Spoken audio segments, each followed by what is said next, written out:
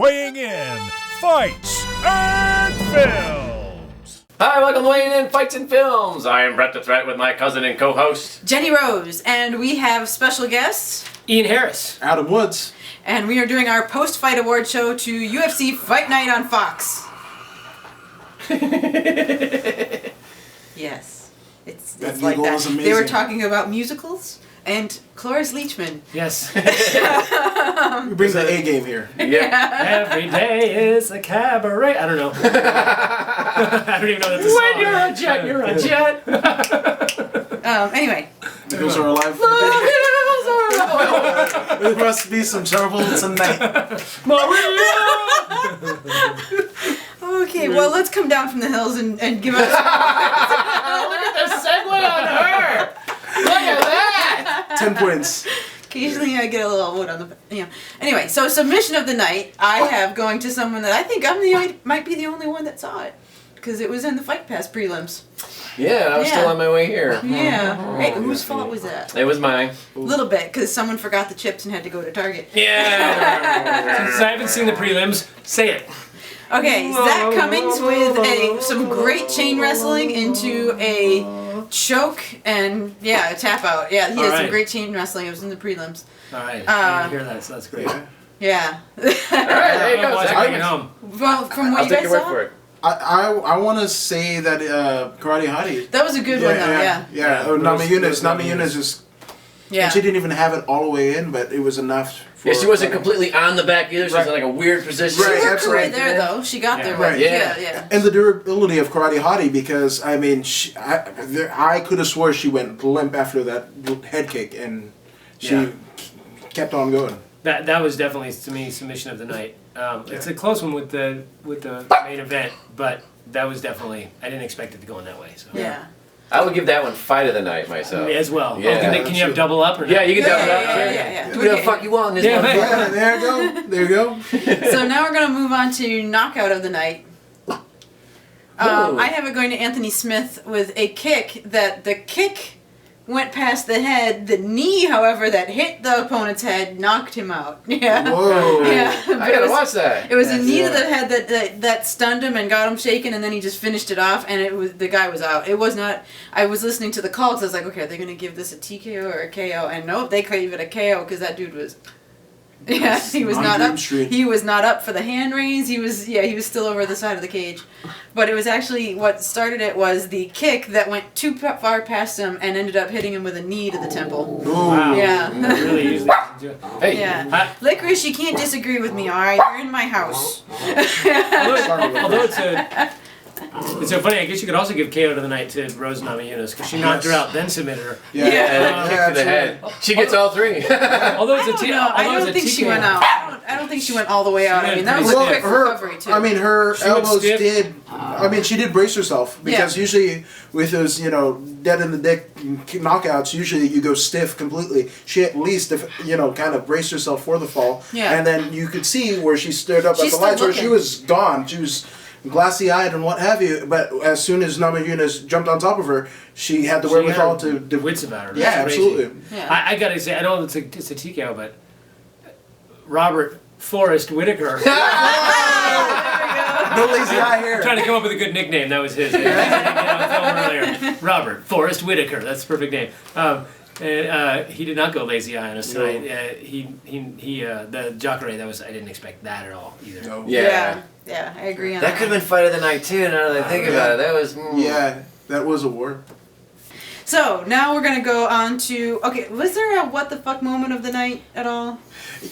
I saw one that could kind of be, but again, that was in the prelims. Okay, I'm going to go with Ian, what you said earlier, that in the main event, it looked like Hayes was about to tap, and he just wanted, basically, Demetrius Johnson to finish. Yeah, he And started tapping before the arm was even out. His hand went up. Right, he was just kind of tired, so that to me, is the what the fuck of the night. Like a fighter, what the fuck. Yeah. As much as I think that fight was, the Jacare fight was completely over, and it was another 2 seconds, I find it really strange that while Jacare is getting blasted in the head, the ref's standing over him, and then when he defends himself and rolls over, then they stopped the fight. I thought that was I don't think he was getting out of that round. round. Stoppage. And he lost the fight, but that's the weirdest place. Let's wait for him to defend and then stop it. No, I still think the ref was waiting for him to stop throwing punches so he didn't get hit, and then he would step in and wave it off. It was his own. Yeah, that's exactly what he was doing. Okay, stop.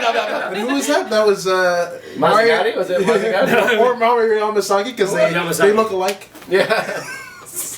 Any tattoo blunders of the night? Worst tattoos? Just a bunch of There's a lot of ink. A lot of tramp stamps with their name right on the tramp stamp area. Hayes. How do you spell it with the R? Hayes had one. There's a couple other fighters on the same card had it. King Green across the back. I was like, For me, the cross thing. What we were talking about earlier. The Jeremy Stevens had the cross. First off, I'm not a big religious guy in the first place, but so any cross tattoo drives me nuts.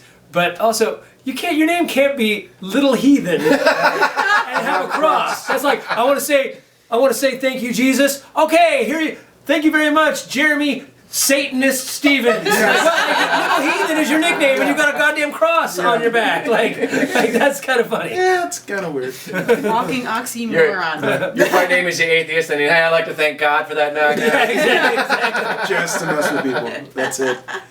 Yeah. All right, let's move on to the big one of the evening, fight of the night. I think Rose and Hadi. I'm giving it to the absolutely. girls. I like both those fighters. I like all their sportsmanship that they have between them, and that was a great fight. That was a great kick by Namajunas.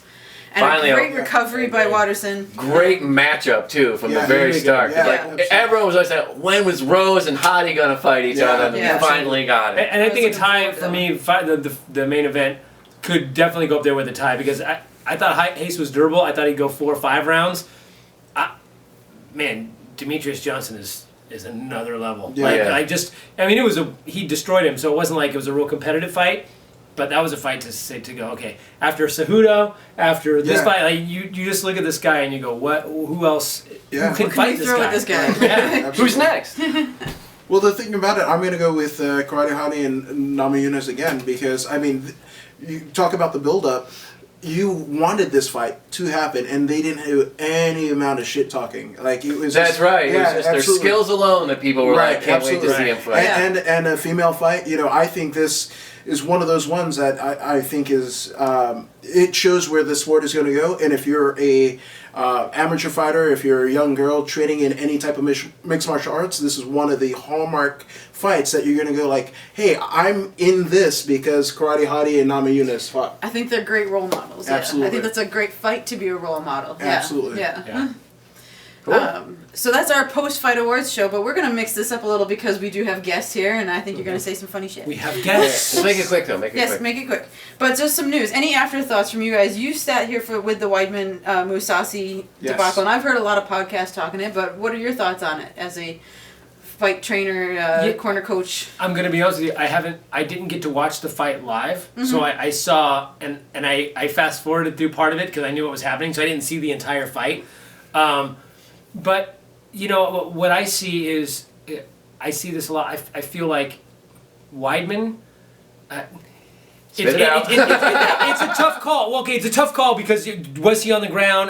Maybe his hands were up. Whatever. The referee made the wrong choice. You can't go back on a call. That being said, it should teach you for people who get. I hate it when somebody gets kneed or in the head or something, and they play it up like, oh, I'm hurt to get the extra time when they're not. Just goes to show you, don't do that. Don't play because it may bite you in the ass. And I felt like he was playing like he wasn't really hurt, but he wanted to get the. Maybe they'll DQ the other guy.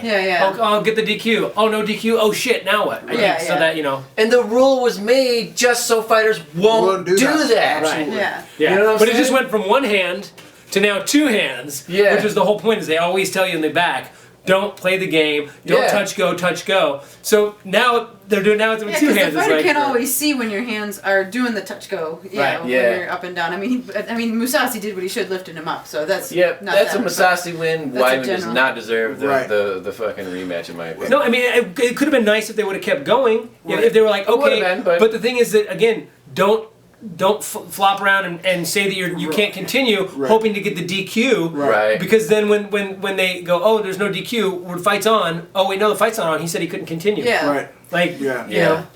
So next, I was hearing, and correct me if I'm wrong, Holmes is returning back to 135, and she's gonna fight Betch Correia. Yes, absolutely. Yeah.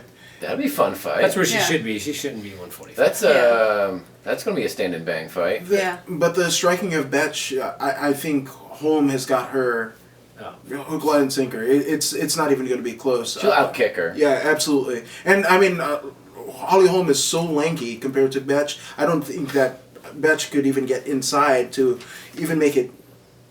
No, her arms are so short. She wins by brawling people, and people get into the brawl with her, and there's And no Holly way doesn't do Holly's that. gonna Right. Holly Yeah. doesn't By the way, do can Holly, can you come out with shirts that say "Betch, please"?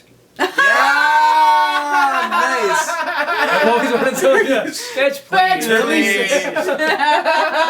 be great. I smell a merch opportunity here. Yes, I did. Yes.